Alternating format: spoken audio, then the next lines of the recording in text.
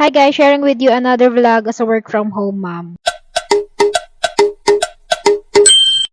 Simula nga nung nagbakasyon sila James sa school, ayan, lagi na talaga akong late nagigising. Late na nga ako nag-i-start ng work, kaya ayun, late na din ako natatapos. Kaya ayan, paggising ko, nagluluto lang ako ng madali ang pagkain. Ngayon nga, ayan, pancake lang yung niluto ko. At mga ilang oras lang din naman ay magla-lunch na. At minsan naman nagluluto ako ng breakfast tapos kasama na hanggang lunch. Tapos kakain ulit kami mga around 3 to 4 p.m. Ganun nga yung naging routine namin lately. At minsan nga hindi na kami nakakalabas. At grabe, parang naninibago ako dito sa working schedule ko na to. Dahil parang feeling ko ang bilis-bilis ng araw. Yung tipong kakakain mo lang, tapos titingin ka sa oras around 1 or 2 p.m. na.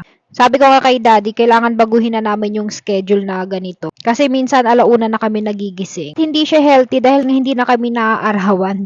Pero sobrang productive ko din naman nitong mga nakaraang linggo. Dahil nga lagi kaming nag-work ng client ko. At ang dami rin talaga naming natapos na trabaho. Ganitong schedule ko, pabor nga to sa client ko. Dahil yung ganitong oras, yun din yung time na nag-work siya. Kaya pag kailangan niya ako or may tanong siya sa akin, nasasagot ko kaagad. Pero sabi ko sa kanya, ngayon ko lang to gagawin dahil nga wala pang pasok sa school. At pag may pasok na ulit si James sa school, hindi na tayo pwedeng magpuyat. At yung client ko din naman, naintindihan naman niya yung schedule ko. Ayaw nga din niya yung late na ako nagtatrabaho dahil sabi niya pag late na, baka inaantok na ako, magkamali pa ako sa work ko. Kaya sa kanya, okay lang anytime pwede ako mag-work. Kaya sinasabi ko din sa kanya, pag mag-work kami together, dapat sabihan niya ako ahead of time. Dahil nga magkaiba yung working hours namin. At minsan may times na kailangan ko mag-work sa working hours niya. Ang nagustuhan ko lang din dito sa client ko na to, hindi niya ako mini-message pag hindi ko working hours or pag alam niya na late na dito sa Pinas. Bihira lang talaga yung ganitong client, kaya sabi ko sobrang swerte ko sa client na to. Kaya pag nakahanap kayo ng client na hahayaan kayo na magtrabaho kahit anong oras na gusto ninyo, alagaan nyo yung ganitong client guys. Ito yung masasabi mong premium client for me ha. Magiging premium client, hindi lang naman yan sa taas ng sinasahod mo or ng rate mo. As long as na nag-i-enjoy ka sa client na yan, nagkakasundo kayo, premium client yan. So, yun lang muna for today's video guys. Bye!